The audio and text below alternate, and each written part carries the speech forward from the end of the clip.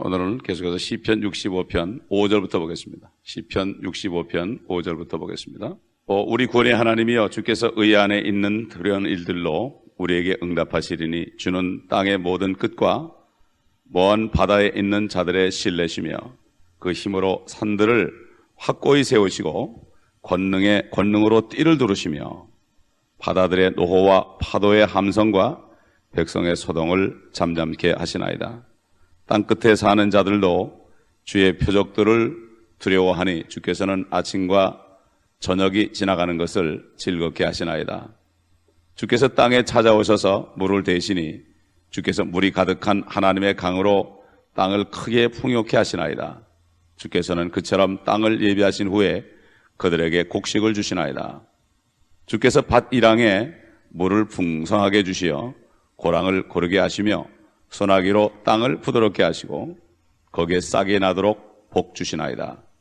주께서 그 해를 주의 선하심으로 관 씌우시니 주의 길이 기름을 떨어뜨리며 광야의 초장에도 떨어뜨리니 작은 산들이 사면에서 기뻐하나이다. 초장은 양떼로 옷 입었고 골짜기들도 곡식으로 덮였으니 그들이 즐거워서 외치며 또 노래하나이다. 오늘날도 주님께서는 하나님의 자녀들을 찾아오시고 또 악한 자들을 위해서도 비를 내려주시고 이렇게 은혜를 베푸신 것은 사실입니다. 그러나 오늘 본문 말씀은 주님이 땅에 찾아오신다. 에덴 동산에서 인간이 범죄했을 때 선악과를 먹고 영생할까 봐 인간들과 이별을 선포하신 하나님이죠. 죄악 가운데 생명과를 먹으면 죄악 중에 영원히 거하기 때문에 구원받을 길이 없기 때문에 하나님께서 이 땅을 떠나셨습니다. 그리고 에덴에서 쫓아내셨습니다. 그리고 다시 하나님이 찾아오시는 장면을 여기에 말씀하고 있는 것입니다.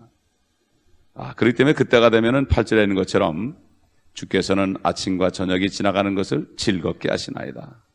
사실 하나님의 자녀들은, 경건하게 사는 하나님의 자녀들은 이 땅에서 십자가를 지고 갑니다.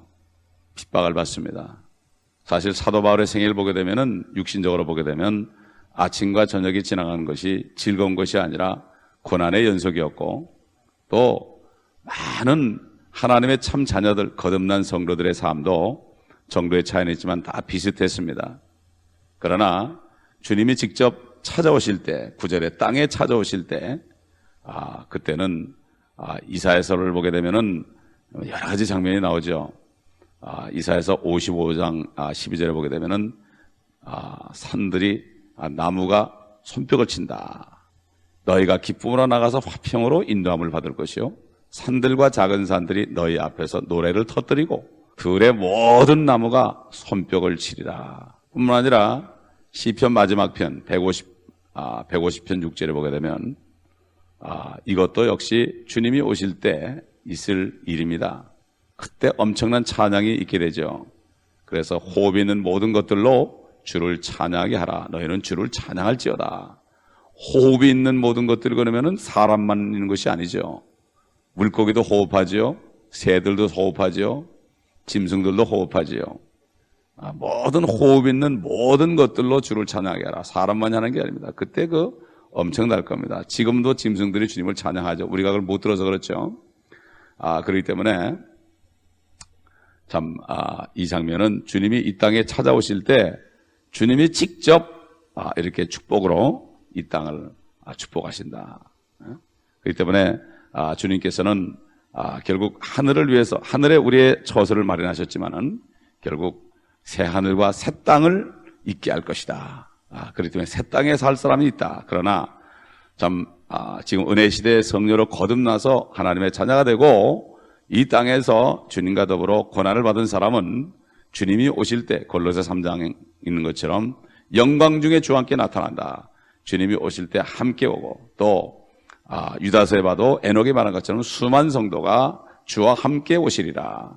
이런 여러 가지 말씀이 있죠. 그렇기 때문에 이 땅에 참 주님이 오셔가지고 이 땅을 축복하는 그러한 광경을 우리도 또한 볼 수 있을 것이다. 이 참 얼마나 놀라운 일이겠습니까?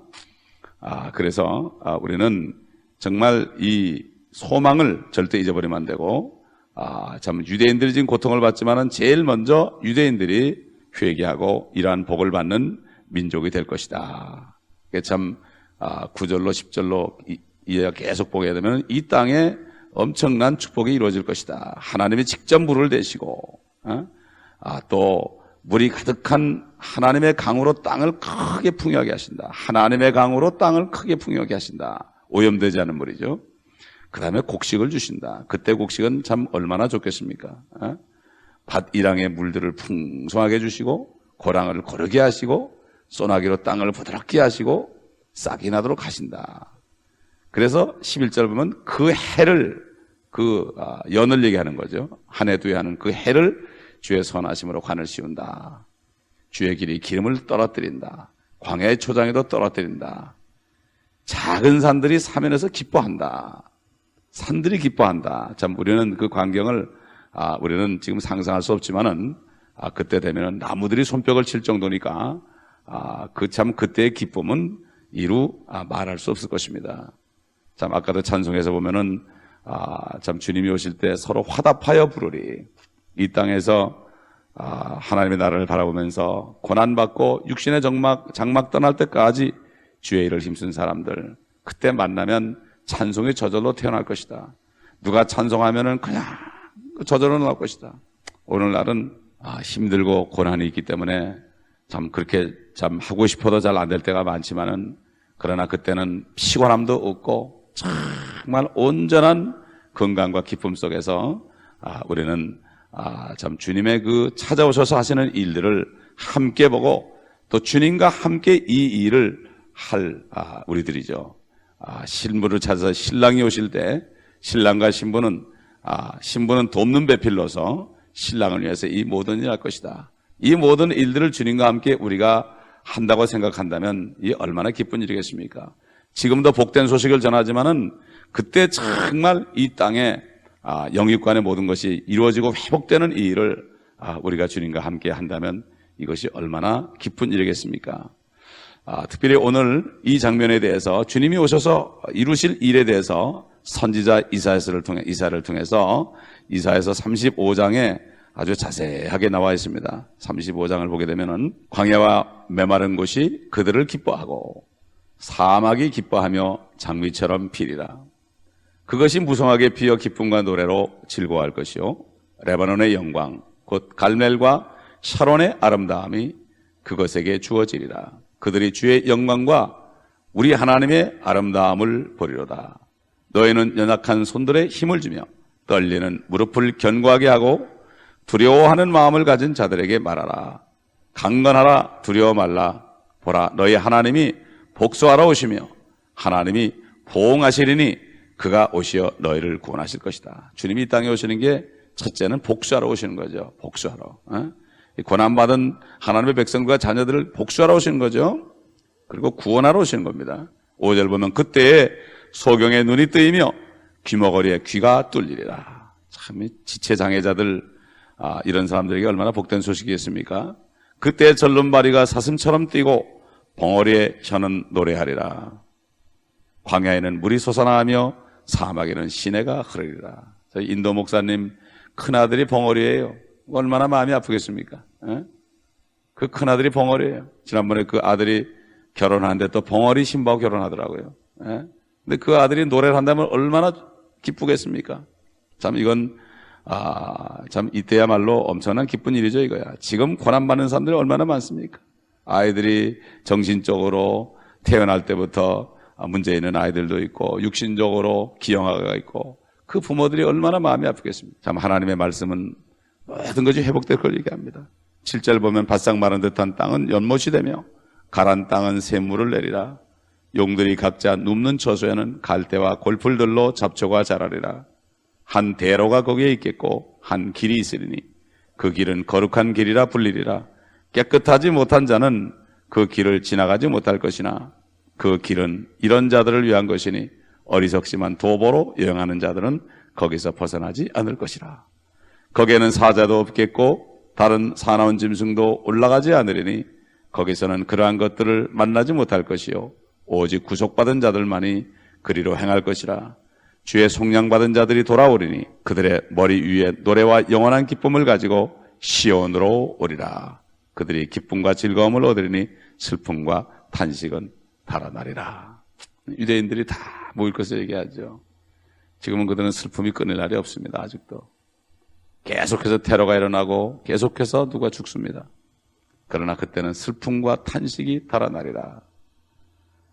그렇기 때문에 그리스도의 복음은 첫째는 유대인에게요, 둘째는 헬라인입니다. 그러므로 하나님께서는 유대인과 이방인에 대한 계획, 또 유대인이나 이방인을 물론하고 주님을 영접하고 성령으로 거듭난 하나님의 교회 성도들에게 대한 새 부류에 대한 계획, 옛날에는 함과 셈과 야벳이었지만은 이제는 유대인과 이방인과 하나님의 교회 세 무리로 나눠서 그 세 무리에 대한 하나님의 계획이 이 성경에 나타난다는 사실을 우리는 잘 알아야 됩니다. 이사야서 11장에도 보면은 그 광경이 잘 나와 있죠. 그러므로 시편 전체는 거의가 다 이스라엘의 회복과 또 우리가 바라볼 영광에 대해서 참 다윗을 통하여서 성령께서 친히 말씀하신 말씀이기 때문에 이 시편 말씀이 얼마나 위로가 되는지 모릅니다.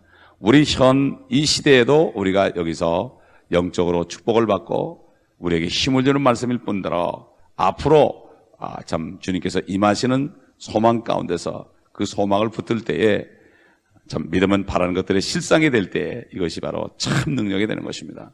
바라는 것들의 실상이 참 능력이 되는 거죠. 이게 믿음입니다.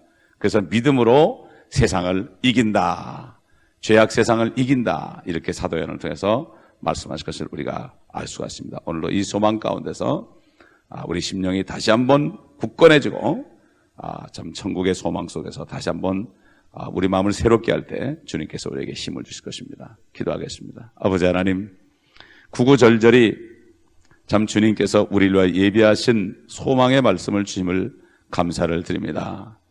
아버지 하나님, 우리 내적으로 하나님의 나라가 이루어지고 있지만 그러나 이제는 여호와 삼마가 되는 여호와께서 우리와 함께 계신다는 여호와 삼마가 되는 그때를 바라보며 우리가 아버지 더 힘을 얻을 수 있는 귀한 시간을 주시고 말씀을 주신 것을 감사를 드립니다. 우리 연약한 육체도 이 믿음 가운데서 아버지 강건해서 아버지 믿음으로 세상을 이기고 오늘 하루도 기쁨의 승리의 하루를 참 살 수 있도록 도와주시옵소서. 아침부터 저녁까지 기쁨의 하루가 될 수 있도록 은혜를 내려 주옵소서. 주 예수 그리스도의 이름으로 감사하며